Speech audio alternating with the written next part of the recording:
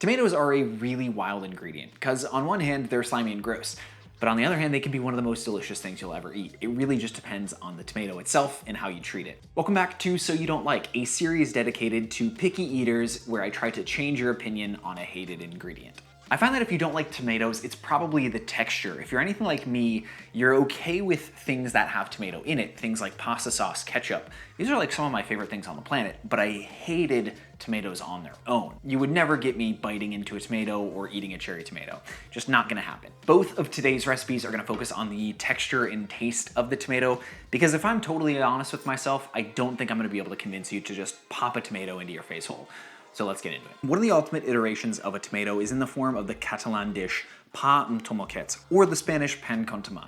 I'm going to show you two ways to make it because it's a really simple dish and both versions are different enough that they're worth discussing. The OG Catalan recipe seems to go like this.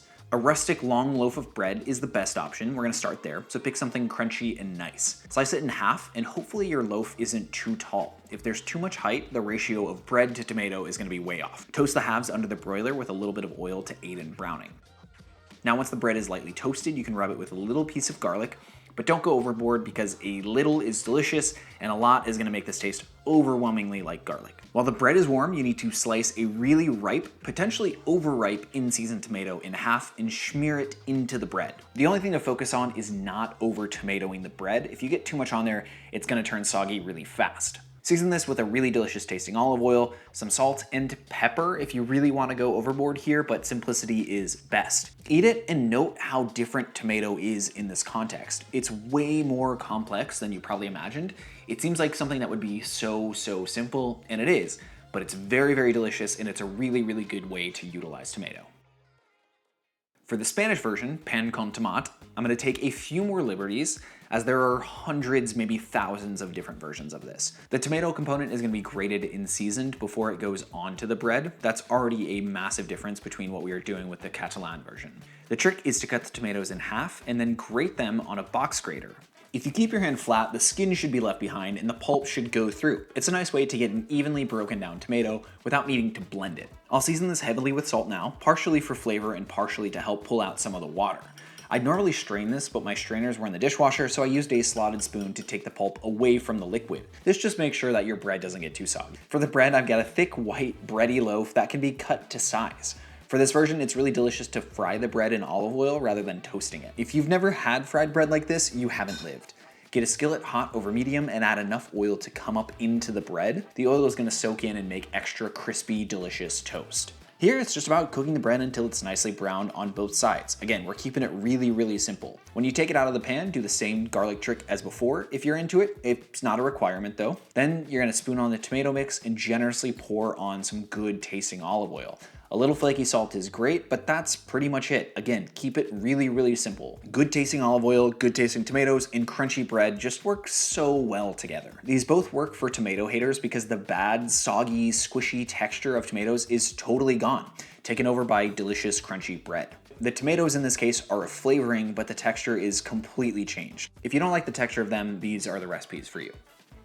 Tomatoes work as a flavor in so many dishes because they're packed with every chef's favorite buzzword, umami. I find that if I try to eat a tomato plain though, all of the good flavor is outweighed by a lot of water. This is a fruit filled with a ton of water in it, and so the flavor is sort of watered down, so to say. It's why it works in so many forms, such as sun-dried tomatoes and cooked tomato sauce. By cooking out the water or using salt to pull water away from it, we're sort of condensing down the good flavor that's in the tomato and removing a lot of the liquid. It makes a lot of sense when you think about it, and that concentrated flavor is really what people enjoy about tomatoes. At least that's what I enjoy. For the most part, I really only enjoy eating tomatoes in summer.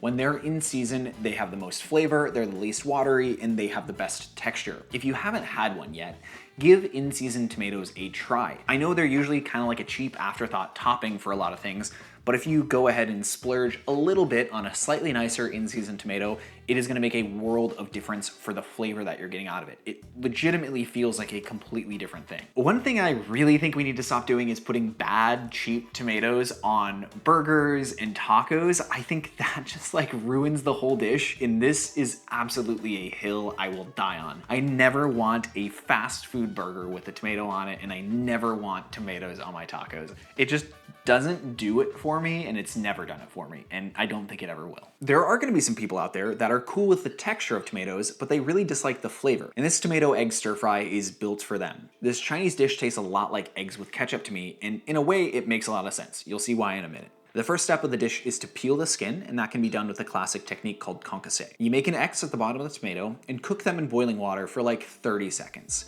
The water will loosen the skin and make it really, really easy to peel. The skins can kind of curl up in the dish if you leave them in there, which can be fine for some people, but I like to remove them. Place them in an ice bath so they can easily be handled, and then the skin should just peel right off. From there, remove the core and cut them into bigger than bite-sized pieces. These are gonna cook down a little bit. A good ratio to go off is 1 tomato per egg, so 3 tomatoes, 3 eggs. It's really easy. While the cutting board is out, we can slice up some green onions for garnish, and then crack your eggs and beat them until nice and homogeneous. Season this with salt now, and fully mix that in. There's always been a group of people out there that urge you not to season the eggs before cooking, but they're just wrong, so don't listen to them. It's gonna be totally fine. Because I don't have a wok, I'm gonna do this in a non-stick pan. It's not gonna get that exact same smoky wok hay flavor, but it's still gonna be delicious. In general, I like to cook my scrambled eggs pretty hot and fast, that way they form large, tender curds. If you get the pan hot over medium-high and then add in oil and then the eggs, you can stir and shake the pan to pretty much immediately cook the eggs without burning them. They cook in like 15 seconds this way. For this dish, you're gonna cook the eggs a little under right now so they can finish with the tomatoes. So here, I don't like to get any color on them, and I don't want them to be fully formed. Wipe out the pan and then get it back over the heat.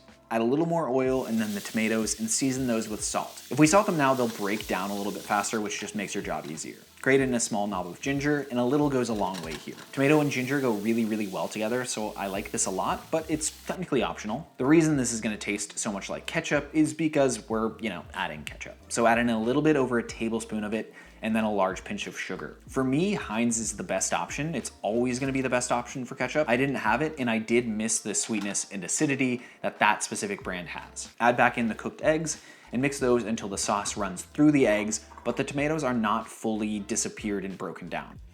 This right here is what you're aiming for. Serve this on its own or with some rice for a full meal.